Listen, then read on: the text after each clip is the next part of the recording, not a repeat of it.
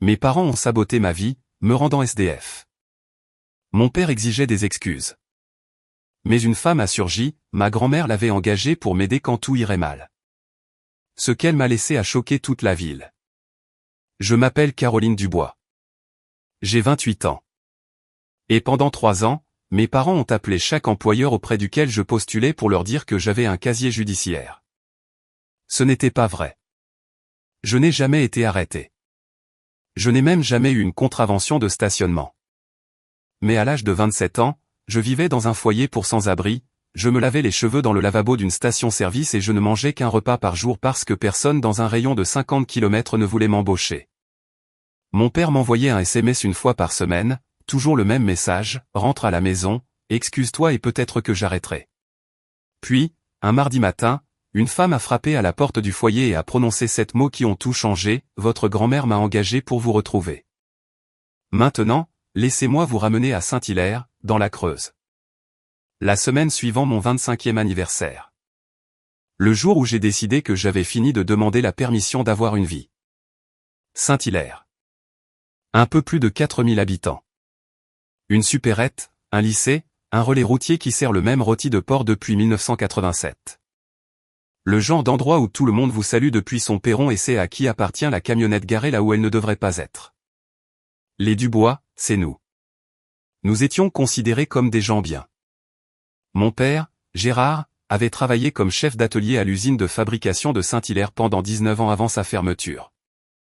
Ma mère, Denise, faisait du bénévolat à la banque alimentaire chaque année. Sur le papier, nous étions la famille que les gens montraient du doigt en disant « Voyez, c'est comme ça qu'on élève une fille ». Derrière la porte d'entrée, les choses fonctionnaient selon des règles différentes. Je n'ai pas eu ma propre clé de la maison avant l'âge de 20 ans. Je n'avais pas le droit de conduire à plus de 15 km sans appeler au préalable.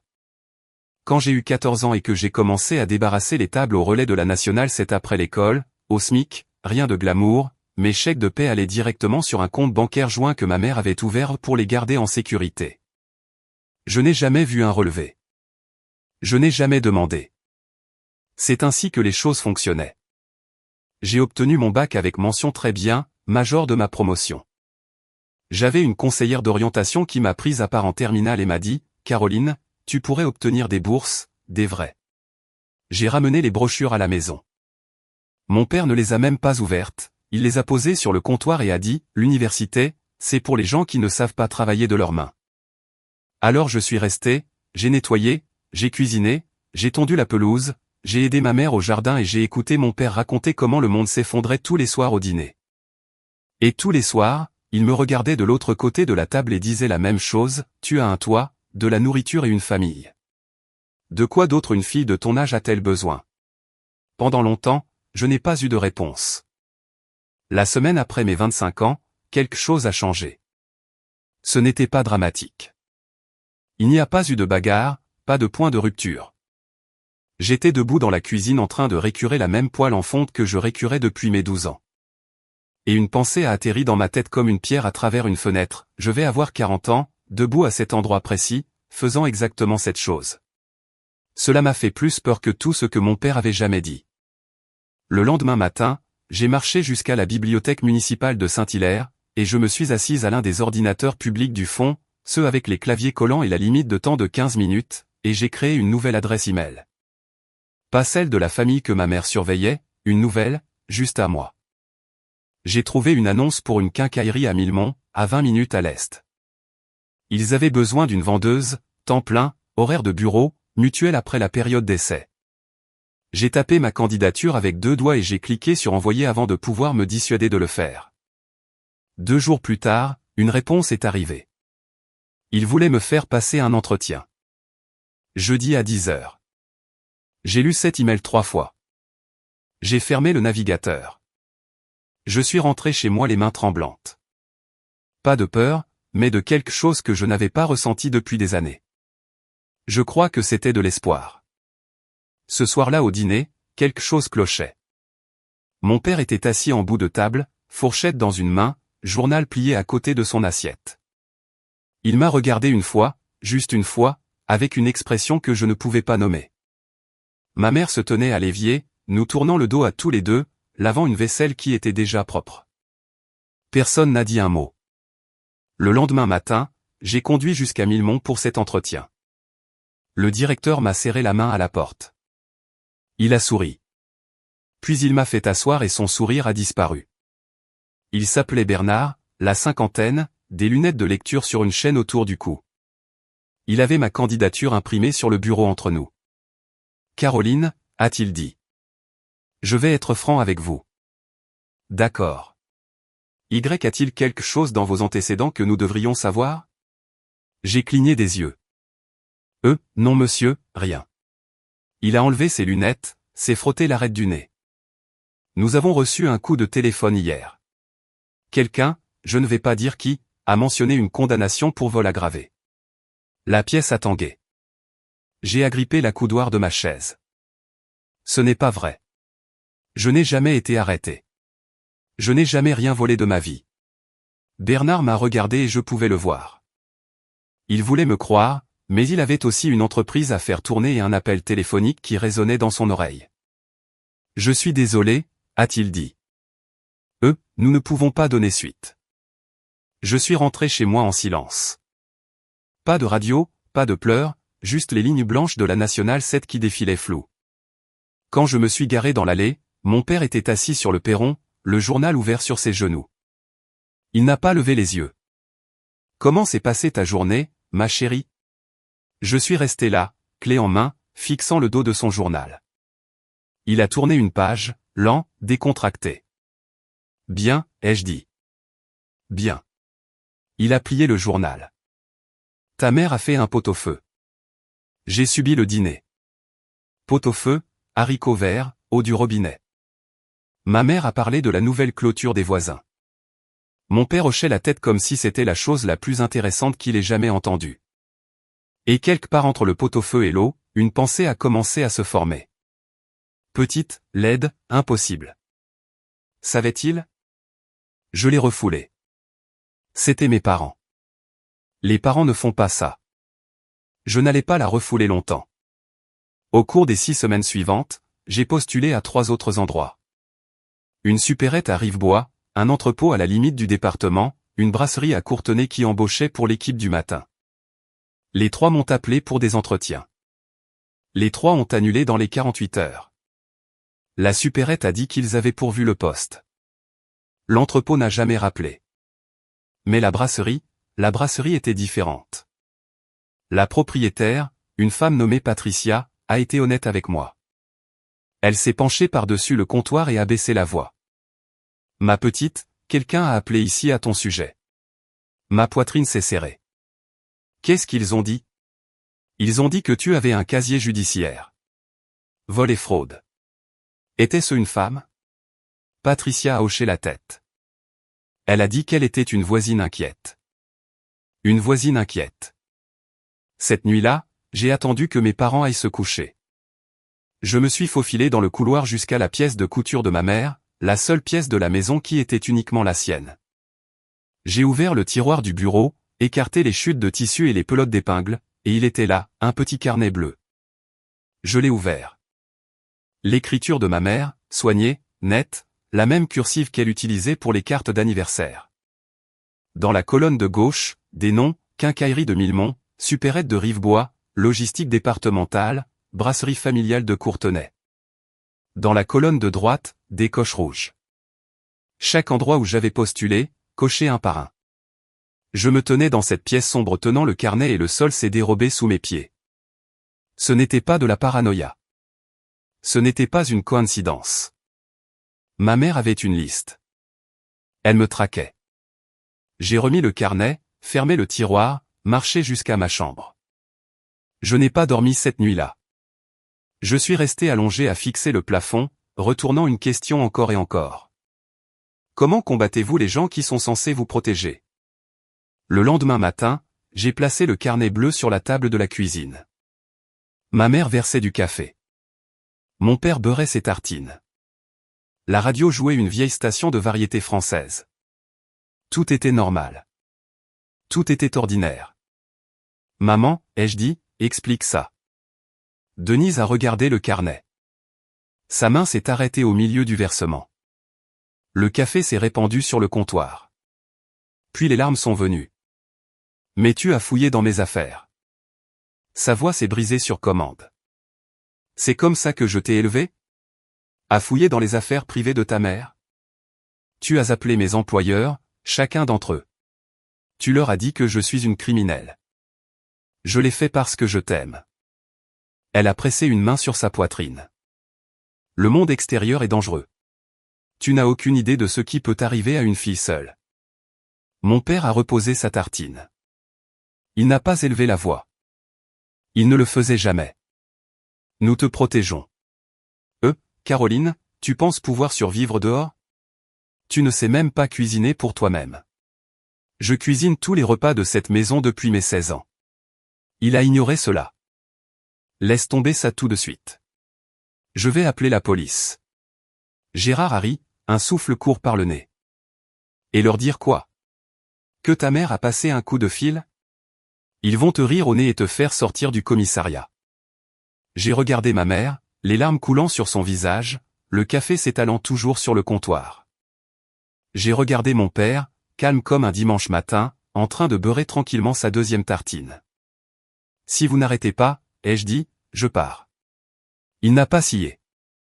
Tu franchis cette porte, tu sors avec rien, pas d'argent, pas de papier, rien. Je pensais qu'il bluffait.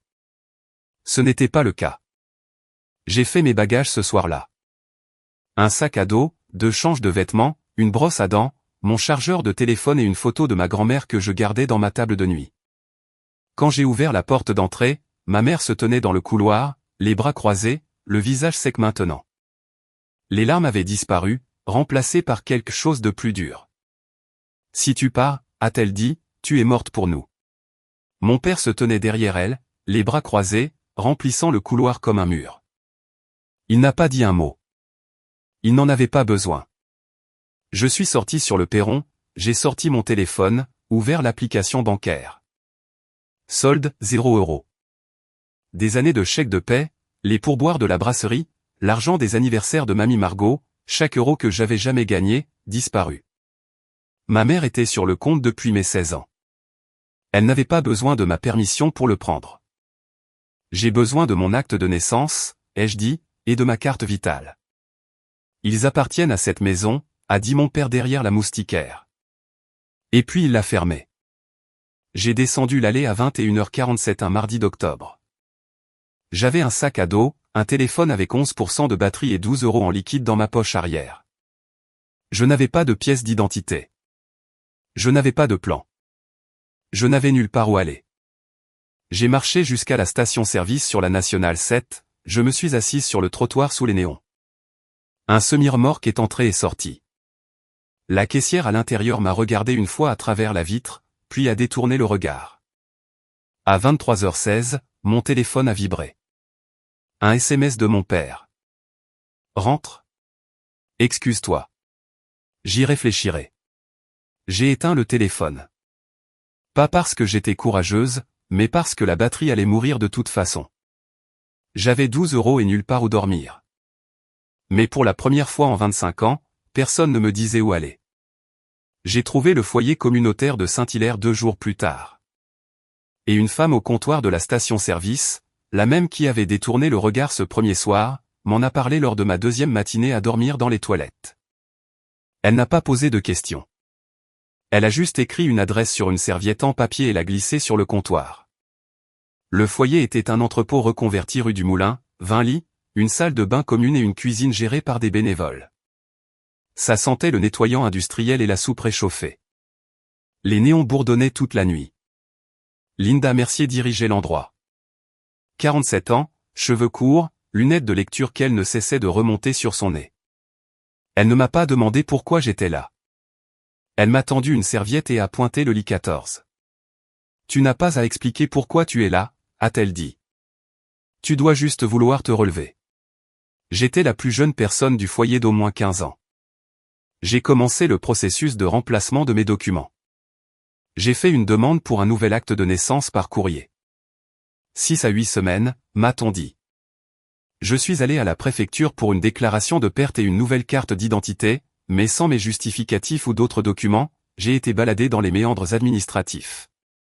Revenez dans 3 semaines, puis revenez encore. Pendant que j'attendais, je faisais la vaisselle au foyer en échange d'un repas supplémentaire. Je balayais les sols. J'organisais le placard à fournitures.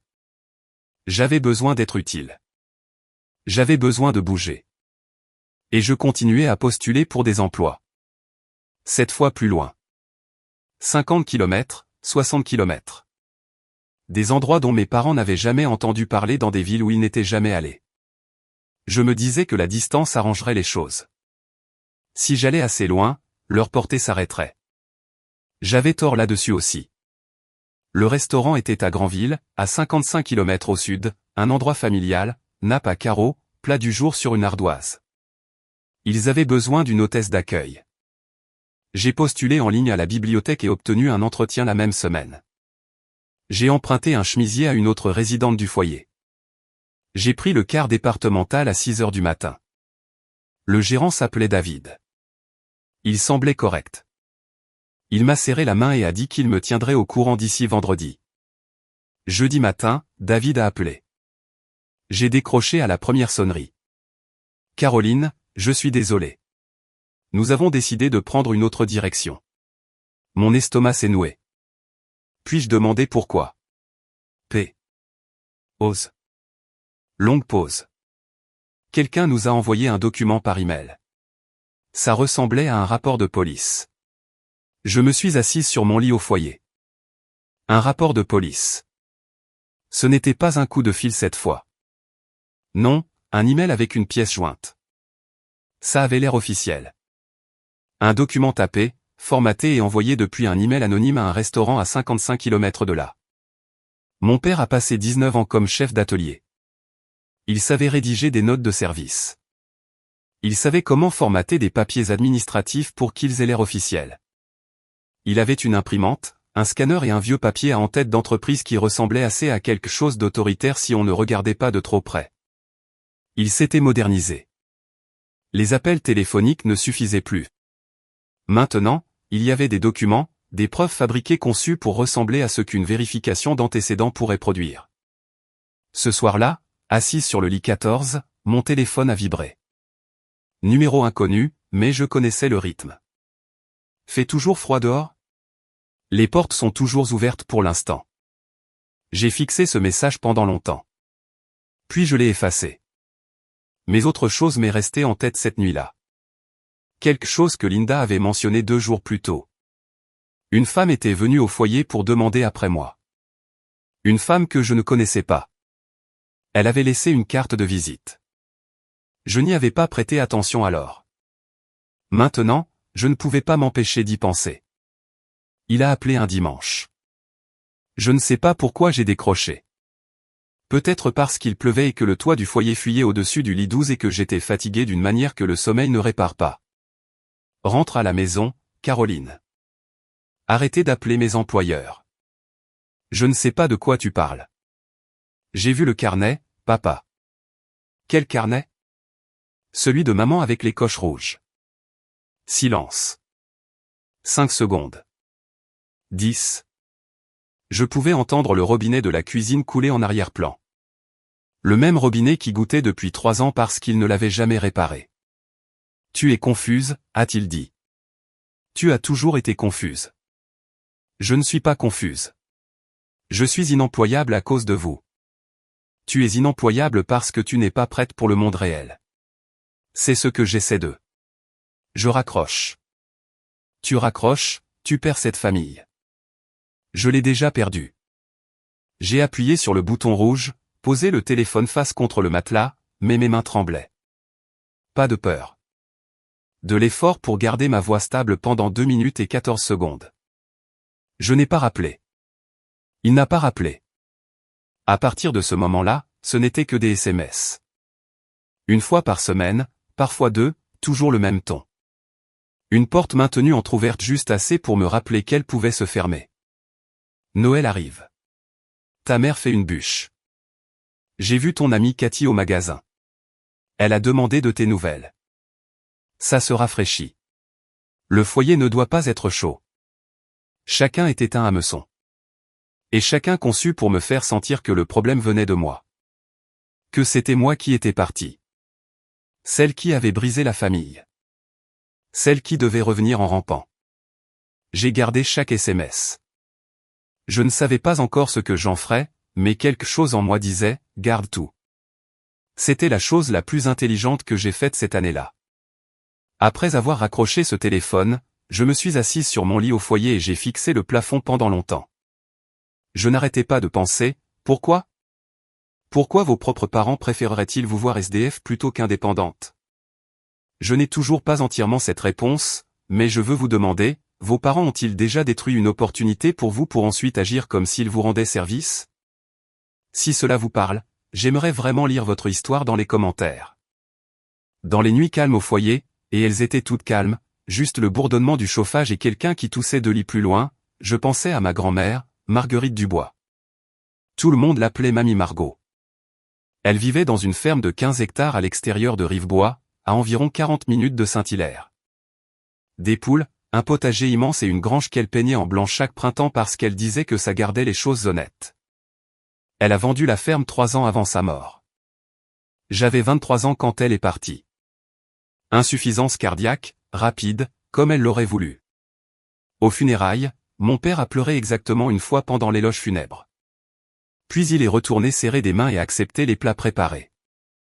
Mais je continuais à penser à la dernière fois où je l'ai vue seule. C'était peut-être 1 an avant sa mort. Elle m'avait invité à la ferme. Les nouveaux propriétaires n'avaient pas encore emménagé, donc elle avait toujours accès. Nous étions assises sur le perron avec du thé glacé et elle a dit quelque chose que je n'avais pas compris à l'époque. Si jamais les choses tournent vraiment mal, quelqu'un viendra te trouver. N'aie pas peur quand ils le feront. Je me souviens avoir ri. Mamie, de quoi tu parles ? Elle n'a pas ri. Elle a juste regardé le champ et a dit, je connais mon fils, ma chérie. Je le connais depuis 50 ans. Puis elle a changé de sujet, m'a demandé des nouvelles du jardin à la maison, si les tomates donnaient bien. Mais il y avait une dernière chose. Quelque chose qu'elle a dit alors que je marchais vers ma voiture. J'ai vendu la ferme, mais je n'ai pas dépensé l'argent. Souviens-toi de ça. Je ne m'en souvenais pas. Pas avant le 5e mois au foyer, allongé sur le lit 14, a fixé une tache d'humidité au plafond en forme d'hexagone. Puis je me suis souvenu de chaque mot. C'est Linda qui a remis le sujet sur le tapis. Je réapprovisionnais le placard à fournitures. Papier toilette à gauche, spray nettoyant à droite. Le genre de travail machinal qui garde vos mains occupées quand votre tête ne s'arrête pas. Et elle s'est appuyée contre le cadre de la porte avec ce regard qu'elle avait quand elle choisissait ses mots. Caroline, tu te souviens de cette femme qui est passée le mois dernier ? Je me suis arrêté. Celle qui demandait après moi. Ouais. Ruth quelque chose. Je ne lui ai pas donné tes informations. Politique du foyer. Mais elle a laissé une carte. Linda l'a sortie de sa poche arrière, légèrement pliée au coin. Elle me l'a tendue. Ruth Castan, détective privé agréé, région Nouvelle-Aquitaine. Numéro de licence PI 201477455-0182. Je l'ai lu 2 fois. Détective privé. Ma première pensée, l'évidente. Mon père a engagé quelqu'un pour me trouver. C'était son prochain coup. Me traquer. Signaler ma position. Peut-être essayer de me faire expulser du foyer sur une fausse accusation. À quoi ressemblait-elle, ai-je demandé. La cinquantaine. Cheveux gris courts, calme, poli. Linda a marqué une pause. Elle ne semblait pas être une source d'ennui, Caroline. Elle ressemblait à quelqu'un qui cherche une personne à qui elle tient. J'ai glissé la carte dans ma poche. Je n'ai pas appelé le numéro. Je n'étais pas prête à marcher dans le piège que mon père avait tendu ensuite. J'avais été déjoué trop de fois déjà, mais la carte est restée dans ma poche. Et chaque fois que je faisais la lessive, je la déplaçais dans le jean propre. Je ne pouvais pas la jeter. Quelque chose à ce sujet me tracassait. La façon dont elle était venue au foyer au lieu d'appeler. La façon dont elle avait laissé son nom au lieu de se cacher derrière un tuyau anonyme. Ce n'était pas ainsi que mes parents opéraient. Ils se cachaient. Ils mentaient. Ils envoyaient des choses depuis l'ombre. Cette femme avait frappé à la porte d'entrée. 7e mois. Je commençais à reprendre pied. La copie de mon acte de naissance était arrivée. Et la préfecture avait enfin traité ma demande de carte d'identité provisoire. J'avais une photo de mon propre visage sur un document officiel pour la première fois de ma vie d'adulte. Petite victoire, sentiment énorme. Puis Linda m'a appelé dans son bureau. Elle était assise derrière son bureau, la porte fermée. Ça n'arrivait jamais. La porte de Linda était toujours maintenue ouverte avec une brique qu'elle avait peinte en bleu. « Assieds-toi » a-t-elle dit. Pas méchamment, mais sérieusement. J'ai reçu un appel aujourd'hui. Une femme s'identifiant comme assistante sociale. Elle a dit que tu as un historique documenté de violence et que tu poses un risque pour les autres résidents. La pièce est devenue froide. C'était ma mère. Linda a hoché la tête lentement. Je me suis douté. Je travaille ici depuis 11 ans. Les assistantes sociales n'appellent pas les foyers à l'improviste pour démolir un résident. Ce n'est pas comme ça que ça marche. Qu'est-ce que tu lui as dit? Je lui ai dit que je ne pouvais pas discuter des informations concernant les résidents. Elle a raccroché. Linda s'est penchée en avant. Je documente cet appel dans nos dossiers. Mais je dois être honnête avec toi. Si elle contacte les services sociaux du département, si elle dépose une plainte formelle via le système, je ne pourrai peut-être pas protéger ta place ici, ça me dépasse. Je suis restée assise là. Le néon bourdonnait au-dessus. Le radiateur cliquetait. Mes parents avaient saboté mes demandes d'emploi. Ils avaient fabriqué des rapports de police. Ils avaient vidé mon compte en banque et gardé mes papiers d'identité. Et maintenant, ils essayaient de m'enlever le dernier endroit où je pouvais dormir la nuit. Puis quelque chose a changé à ce moment-là. Ce n'était pas de la colère. La colère est chaude et brouillonne et elle s'épuise. C'était différent. C'était clair. Comme une fenêtre que quelqu'un avait barbouillée de graisse pendant des années. Et je l'avais enfin nettoyée. J'avais fini d'avoir peur. J'étais prête à être précise. Saint-Hilaire tient un conseil municipal le premier jeudi de chaque mois. Chaise pliante dans la salle des fêtes. Néon. Un microphone sur un pupitre qui grésille si vous vous tenez trop près. 15 à 40 personnes se présentent, selon qu'il y a un litige de zonage ou une plainte concernant un nid de poule. La plupart du temps c'est la même douzaine de retraités et un gars qui essaie d'obtenir un panneau stop rue des Ormes depuis 3 ans. Linda m'a dit, les nouvelles vont vite dans une ville de cette taille. Ton père s'est inscrit pour parler ce soir, a-t-elle dit. J'y suis allé. Je me suis assise au dernier rang près de la sortie dans une veste empruntée. Je n'avais pas été dans un espace public à Saint-Hilaire depuis mon départ. Gérard se tenait au pupitre à 19h22. Il portait sa bonne chemise, la bleue que Denise repassait pour les enterrements et les rendez-vous à la banque. Sa voix s'est brisée sur la première phrase, et je savais que c'était répété. Je suis ici en tant que père, a-t-il dit. Ma fille a quitté la maison et est tombée dans de mauvaises fréquentations. Elle vit dans un foyer. J'ai essayé de la ramener à la maison, mais elle refuse. Il a fait une pause. A laissé le silence agir. Une femme au 2e rang a mis sa main sur sa bouche. Je demande à cette communauté de m'aider à atteindre ma petite fille. Au 1er rang, Denise était assise, les mains jointes sur ses genoux, des larmes coulant sur son visage. La femme à côté d'elle, Madame Perrier de la Poste, s'est penchée et lui a serré le bras. Les gens se sont retournés pour me regarder. Je pouvais le sentir. 40 pères d'yeux, certains compatissants, certains curieux, certains déjà convaincus. L'homme au pupitre était un père au cœur brisé. La fille au dernier rang était le problème. Personne ne m'a demandé si je voulais parler. La réunion a continué. Je n'ai pas dit un mot, et j'ai sorti un carnet et noté tout ce que mon père avait dit, mot pour mot. Puis je suis parti par la porte latérale. Après cette réunion, Saint-Hilaire a pris sa décision à mon sujet. La supérette où j'avais demandé pour de la mise en rayon à temps partiel, la femme du gérant avait été à la réunion. Poste pourvu. L'employé de la station-service qui avait l'habitude de me faire un signe de tête a commencé à regarder au-delà de moi au foyer. Une des bénévoles, une enseignante retraitée nommée Barbara, m'a prise à part pendant le déjeuner. Ma chérie, peut-être que tu devrais juste rentrer chez toi. Ton papa a le cœur brisé. J'ai posé ma cuillère. Avez-vous entendu son discours? Tout le monde l'a entendu. Ce pauvre homme debout là-haut suppliant sa petite fille de rentrer à la maison. Je voulais crier. Je voulais sortir mon téléphone et lui montrer les SMS. Rentre. Excuse-toi. J'y réfléchirai. Je voulais décrire le carnet bleu avec les coches rouges et le faux rapport de police et l'appel au foyer prétendant que j'étais violente, mais je ne l'ai pas fait. Parce que j'avais appris quelque chose durant ces 7 mois, quand votre accusateur pleure en public, personne n'écoute l'accusé.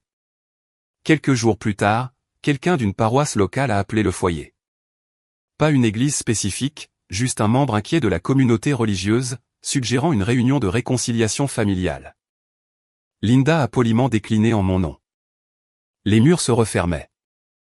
Mes parents avaient transformé la ville entière en leur système de surveillance.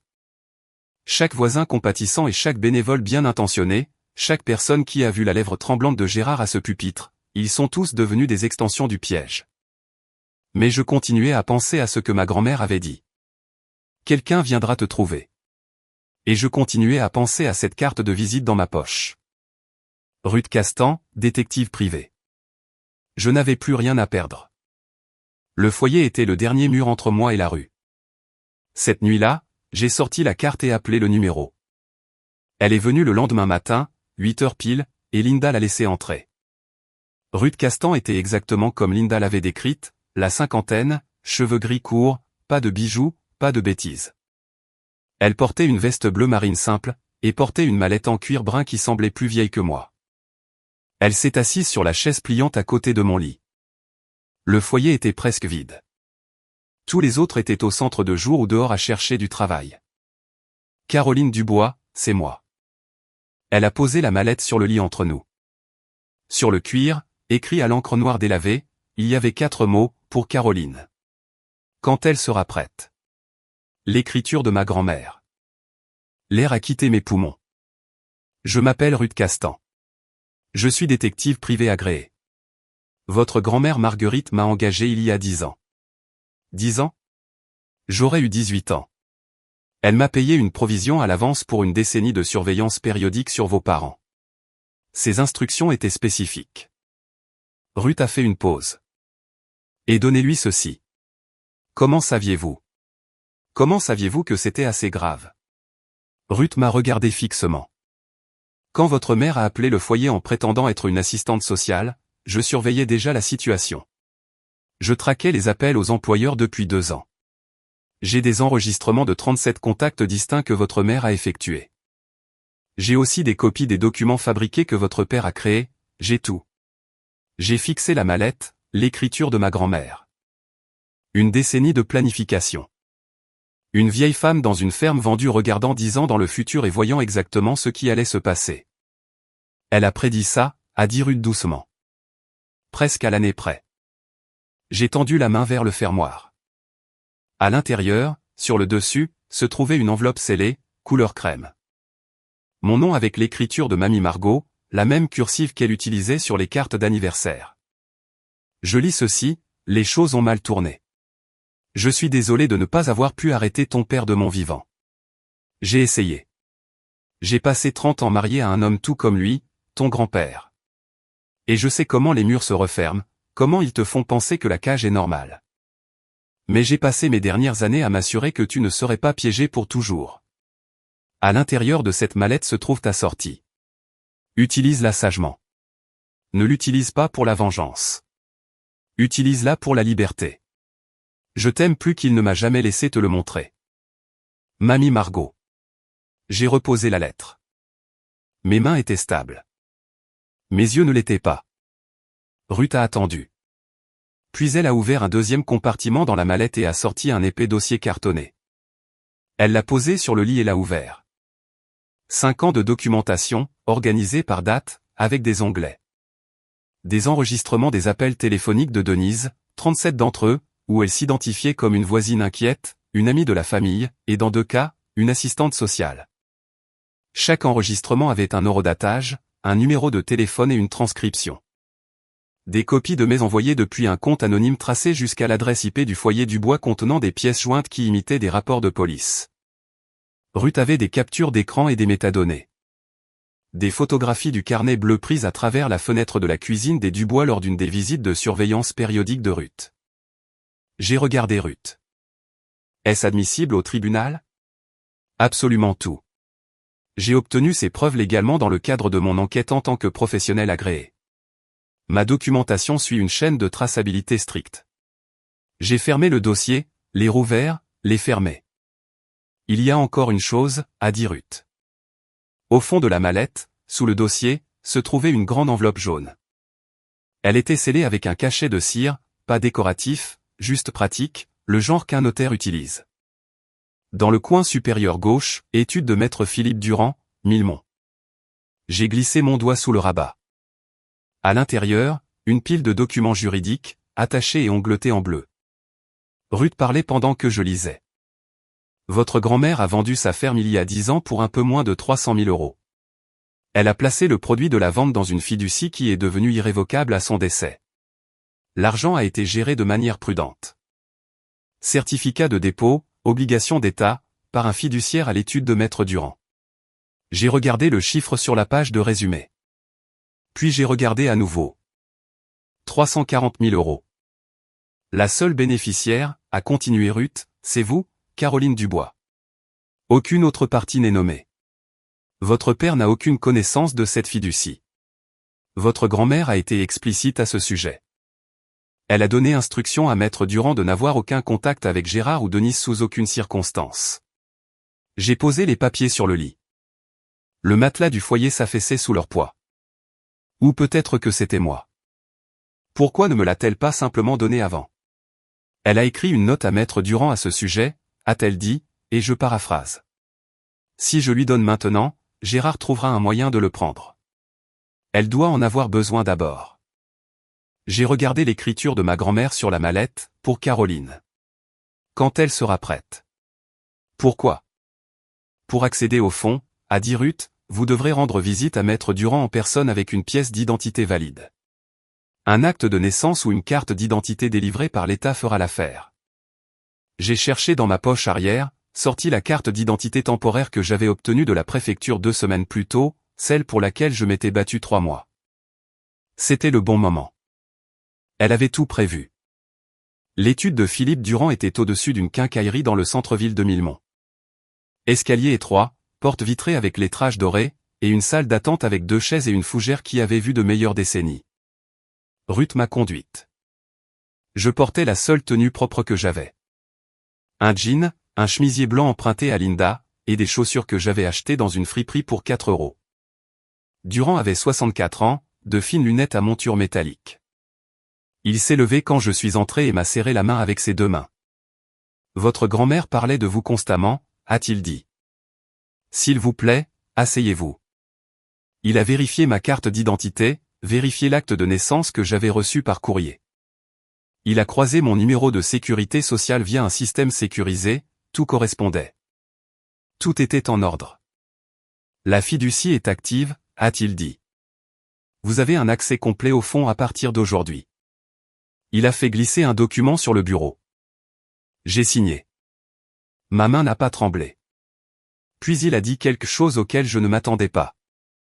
Votre grand-mère m'a aussi laissé des instructions. Elle a écrit, Caroline aura peut-être besoin d'un avocat avant d'avoir besoin de l'argent.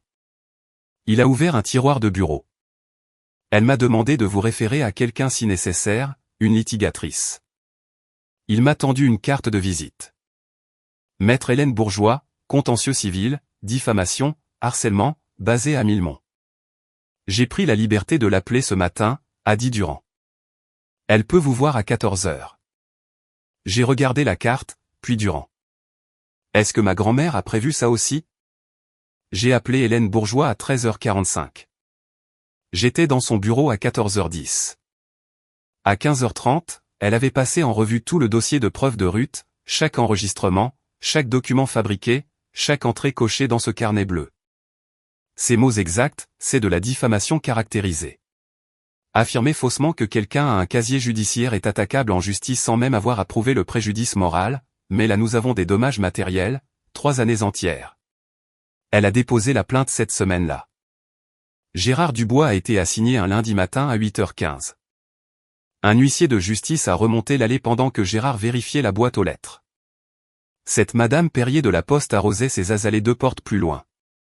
Elle a tout regardé, l'enveloppe, le visage de Gérard, la façon dont il est resté debout dans l'allée à lire la première page sans bouger pendant 1 minute entière. Denise a été assignée séparément 1 heure plus tard à la supérette de Saint-Hilaire. Elle était dans l'allée des céréales. 3 personnes qu'elle connaissait de son groupe de cuisine étaient dans le magasin à ce moment-là. À midi, la moitié de Saint-Hilaire était au courant. Au dîner, l'autre moitié. Gérard a appelé mon téléphone 14 fois cet après-midi-là. Je n'ai pas répondu. Hélène m'avait conseillé, toute communication passe par l'avocat maintenant. À 18h47, un SMS est arrivé. Tu vas regretter ça. Je suis ton père. Hélène l'a enregistré. Pièce à conviction numéro 47. Le jour suivant, Denise a commencé sa campagne.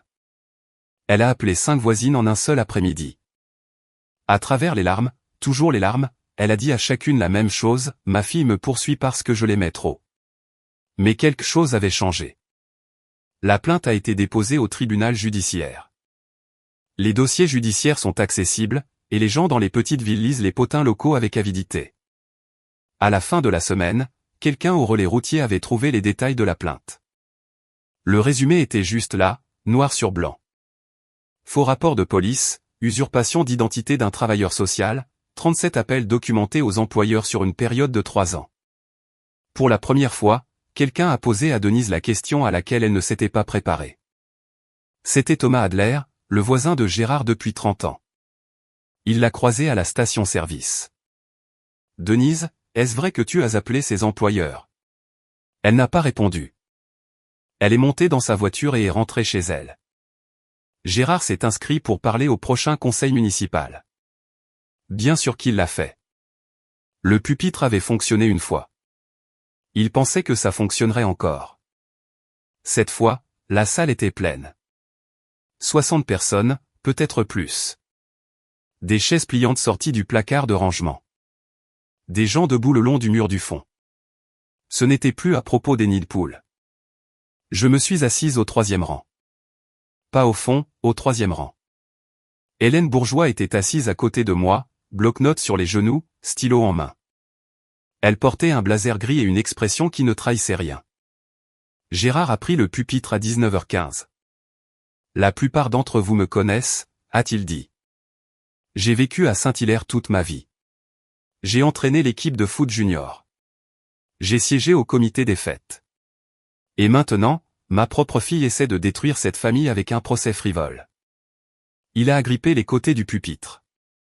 Elle a été influencée par des étrangers, des avocats, des gens qui ne connaissent pas cette famille. Je demande à cette communauté de se tenir avec moi. Il m'a regardé. J'ai soutenu son regard, je n'ai pas scié.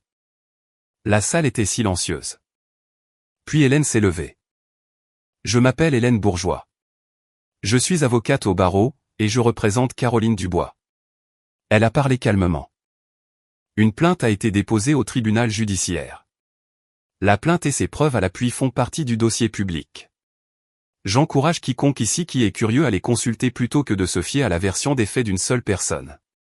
Elle s'est rassise. Pas de drame, pas d'accusation, pas de voix élevée. La salle est restée silencieuse pendant 8 secondes entières. J'ai compté. Puis le président du conseil s'est raclé la gorge et est passé au point suivant de l'ordre du jour. Gérard est resté au pupitre un moment de plus. Puis il s'est rassis. Il ne m'a plus regardé. Le tribunal a accordé l'ordonnance de protection 11 jours plus tard. 150 mètres. Pas de contact direct, pas de contact par des tiers, pas d'appel téléphonique, pas de SMS, pas de lettres, pas de mails, pas de messages relayés par les voisins, amis, ou qui que ce soit d'autre. Gérard l'a violée dès la première semaine. Il a emprunté le téléphone de son voisin, un homme nommé Daniel, qui ne savait pas, et m'a envoyé un SMS, ce n'est pas fini, Caroline. Hélène l'a documenté, déposé au tribunal. Gérard a reçu un avertissement officiel du juge. Une violation de plus et il ferait face à des accusations d'outrage au tribunal. L'affaire de diffamation a avancé. Hélène a soumis le dossier de preuve de Ruth, les enregistrements, les journaux d'appel, les documents fabriqués, les métadonnées liant les emails anonymes à la maison Dubois. 37 appels, 5 faux rapports de police, 3 ans d'interférence systématique avec ma capacité à gagner ma vie. Gérard a engagé un avocat bon marché de 2 départements plus loin, qui avait l'air de préférer être n'importe où ailleurs. Après avoir examiné les preuves, il a appelé Hélène et a recommandé un règlement à l'amiable. Gérard a refusé. Je ne transige pas avec ma propre fille. Son avocat s'est retiré de l'affaire la semaine suivante. Gérard n'a pas engagé de remplaçant. Pendant ce temps, les archives judiciaires faisaient leur travail. À Saint-Hilaire, les documents publics sont des conversations publiques. Les gens lisaient, les gens parlaient. Tu as vu la partie sur l'appel de l'assistante sociale? Elle a passé 37 appels. Gérard a falsifié un rapport de police. Gérard Dubois, au relais routier de Saint-Hilaire où j'avais l'habitude de débarrasser les tables à 14 ans. Le cuisinier a dit à un habitué, cette fille a postulé ici une fois. Je l'ai refusée à cause d'un coup de fil. J'en suis malade. La vérité n'a pas besoin d'un pupitre. Elle a juste besoin d'être accessible. Lentement, puis tout d'un coup, Saint-Hilaire a commencé à lire. Denise a été la première à le sentir. Le cercle de cuisine du jeudi, un groupe de 8 femmes qui se réunissaient chez les unes et les autres depuis 15 ans, lui a envoyé un message par l'organisatrice du groupe. Nous pensons qu'il est préférable que tu fasses une pause pour l'instant, Denise. Juste jusqu'à ce que les choses se tassent. Les choses n'allaient pas se tasser. Puis Gérard est allé au café sur la Grand-Rue, sa banquette, sa routine matinale depuis 20 ans. La banquette était occupée par personne. Les gens ne s'asseyaient tout simplement pas là. Il a pris une table près de la fenêtre. Personne ne l'a rejoint. La serveuse a rempli son café sans croiser son regard. Thomas Adler, son voisin, celui qui avait posé la question à Denise à la station-service, est venu à la maison. Gégé, je te connais depuis 30 ans. Gérard se tenait dans l'encadrement de la porte, une main sur le cadre. Est-ce que tu as vraiment falsifié un rapport de police? Gérard lui a fermé la porte au nez, n'a pas dit un mot. Du côté juridique, les choses se sont accélérées. David, le gérant du restaurant à Granville, qui avait annulé mon entretien après avoir reçu le faux rapport de police. Il a appelé le cabinet d'Hélène volontairement. Il a dit qu'il était prêt à témoigner. Il avait toujours l'email avec la pièce jointe falsifiée sauvegardée dans sa boîte de réception. Bernard de la quincaillerie de Milmont s'est manifesté aussi. Il avait gardé une note sur l'appel téléphonique dans son dossier d'embauche. Il se souvenait de la date. Il se souvenait de la voix. Je n'ai participé à rien de tout cela. Je n'ai appelé personne. Je n'ai rien posté. Je ne suis pas allé faire du porte-à-porte pour raconter ma version. Je n'avais pas à le faire. Les preuves existaient. Les dossiers du tribunal étaient publics. Et les gens de Saint-Hilaire, malgré tous leurs défauts, savaient lire. La ville ne s'est pas retournée contre Gérard parce que je leur ai demandé. Ils se sont retournés parce que les comptes n'étaient plus bons. Gérard ne s'est pas présenté au tribunal. Après le retrait de son avocat, il s'est représenté lui-même pour exactement un dépôt. Une réponse manuscrite qui disait en entier, c'est une affaire de famille et le tribunal n'a aucune juridiction sur le droit d'un père de protéger son enfant. Le juge n'était pas d'accord. Quand Gérard ne s'est pas présenté à l'audience, Hélène a demandé un jugement par défaut. Le tribunal l'a accordé. Diffamation, atteinte illicite à la réputation professionnelle, dommages et intérêts, 85 000 €, calculés sur 3 ans de perte de revenus et de préjudice documentés. Gérard n'a pas payé. Hélène a déposé une hypothèque judiciaire sur la maison des Dubois. J'étais assise dans le bureau de Philippe Durand quand le jugement est arrivé. Il l'a imprimé et me l'a tendu par-dessus le même bureau où j'avais signé les documents de la fiducie 2 mois plus tôt. « Comment vous sentez-vous » a-t-il demandé. « Fatigué » ai-je dit. Et je le pensais. Cette même semaine, Durand m'a offert un emploi, et pas par charité. Il m'avait observé organiser les dossiers de preuve de Ruth, construire des chronologies, recouper les dates. « J'ai besoin d'une assistante administrative » a-t-il dit. Vous êtes la personne la plus organisée que j'ai rencontrée en 40 ans de pratique. J'ai commencé le lundi suivant. 16,50 € de l'heure. Avantage après 60 jours. Un bureau près de la fenêtre avec une fougère qui avait besoin d'être arrosée. Avec les fonds de la fiducie, j'ai loué un appartement d'une chambre à Millemont. Rez-de-chaussée, petite cuisine, une porte avec une serrure et une clé qui m'appartenait. J'ai acheté une Honda Civic d'occasion avec 220 000 km. J'ai ouvert un compte bancaire avec seulement mon nom dessus. J'ai acheté des courses pour la première fois de ma vie sans demander la permission à personne. L'appartement était calme. Personne ne demandait où j'allais. Personne ne vérifiait mes emails. Personne n'appelait mon employeur. Le calme était la chose la plus bruyante que j'ai jamais entendue. Vous savez, quand j'étais assise dans cette salle d'audience et que le juge a lu le verdict, je n'ai pas ressenti de joie. Je me sentais fatigué. 3 ans de ma vie partis, 8 mois dans un lit de foyer, tout ça parce que mes parents préféraient me détruire plutôt que de me laisser partir. Laissez-moi vous demander quelque chose de précis. Si vos parents avaient falsifié un rapport de police pour vous empêcher d'obtenir un emploi, les auriez-vous poursuivis en justice ou seriez-vous partis? Dites-le moi dans les commentaires. Je veux vraiment savoir. 3 mois après le jugement, une lettre est arrivée au foyer. Linda me l'a fait suivre. Denise l'avait envoyée à mon ancienne adresse. Pas à ma nouvelle. Une zone grise technique dans l'ordonnance de protection, mais une violation de son esprit. Je l'ai ouverte à ma table de cuisine. Ma table de cuisine. Chère Caroline, je suis ta mère. Je serai toujours ta mère. Papa dit qu'il est désolé. Viens dîner pour Noël. On peut mettre ça derrière nous. Je l'ai lu 2 fois, puis une 3e fois. Papa dit qu'il est désolé, papa est désolé, dit comme si elle relayait un bulletin météo. On peut mettre ça derrière nous. Pas, j'avais tort. Pas, je n'aurais pas dû appeler tes employeurs 37 fois. Pas, j'ai falsifié des documents pour te garder inemployable. Juste on peut mettre ça derrière nous comme si c'était un désaccord sur le thermostat. Je suis resté avec cette lettre pendant 1 heure. J'ai fait du café. J'ai nourri mon chat, une tigrée que j'avais adoptée au refuge de Millemont et nommée Maggie parce que bien sûr que je l'ai fait. Puis j'ai répondu par l'intermédiaire d'Hélène comme l'ordonnance de protection l'exigeait. Maman, je te souhaite le meilleur. Mais l'amour n'inclut pas le sabotage de la capacité de ton enfant à survivre. Tu as appelé mes employeurs. Tu as usurpé l'identité d'une assistante sociale. Tu as essayé de me faire expulser du seul endroit où j'avais pour dormir. S'il te plaît, respecte l'ordonnance du tribunal. Ne me contacte plus jamais. Caroline. J'ai scellé l'enveloppe, les timbré, j'ai conduit jusqu'au bureau de poste de Millemont, pas celui de Saint-Hilaire, pas celui où Madame Perrier me verrait et rapporterait tout. Puis je suis rentré chez moi. Ma maison. J'ai cuisiné un dîner pour une personne. Pâtes, pain à l'ail et un verre d'eau. Maggie s'est assise sur le comptoir et m'a regardé manger. C'était le meilleur repas que j'ai jamais eu. Je ne vous raconte pas cette histoire pour que vous détestiez mes parents.